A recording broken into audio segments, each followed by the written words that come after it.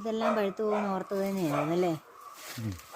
ഇതും പഴുത്താണോ ഒന്ന് കൊട്ടി നോക്കിക്കേ. അല്ലേ പറിക്കണ്ട, പഴമല്ലേ. അല്ലെ കൊച്ചു വരുമ്പോഴത്തേനും വ്യത്യാസം.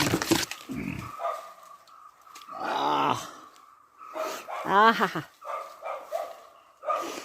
എന്നാ സ്മെല്ലാ എൻ്റെ. ഉണങ്ങിപ്പോയി. അണ്ണാനൊക്കെ തിന്നോട്ടെ, സാരമില്ല. പറിച്ചിട്ടില്ല. ഈ ഞാൻ പുറകെ കിടക്കുന്ന ഒരെണ്ണം കൂടെ പഴുത്തതാ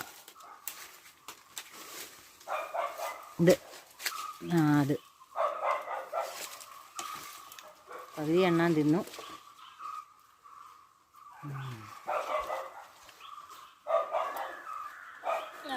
വിയറ്റ്നാം സൂപ്പർ എയർലി തിന്നില്ലെന്ന് വേണ്ട. എനിക്കറിയാമായിരുന്നു വരുമ്പോളെ പഴം തിന്നാൻ പറ്റുമെന്ന്. 2 പച്ചച്ചക്ക ഉണ്ടല്ലേ.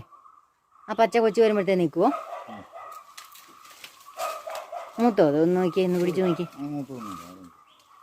വേറെ വലിയ ചക്ക ഉണ്ടായിരുന്നു ചേട്ടാ, അതൊക്കെ അളിഞ്ഞു പോയതാ. അവൻ്റെ തുടുപ്പ് നിൽക്കുന്നു. അയ്യോ,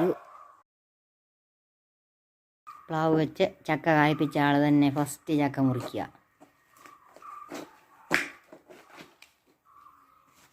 നല്ലല്ലോ. 2 വർഷമായപ്പോഴത്തേ നമുക്ക് ചക്കപ്പഴം തന്നില്ലേ അല്ലേ.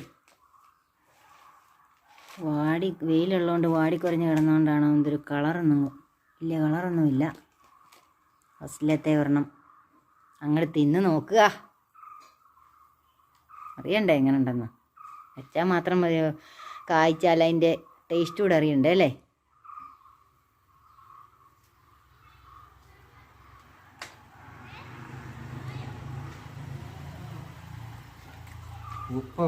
ആണോ?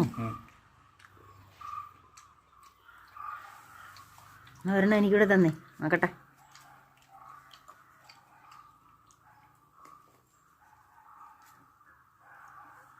മതി ടേസ്റ്റ് നോക്കാൻ. കുഞ്ഞു പ്ലാവല്ലേ, അത്രയും കുഞ്ഞല്ലേ. എൻ്റെ ദൈവമേ, എൻ്റെ ചക്ക ദൈവങ്ങളെ.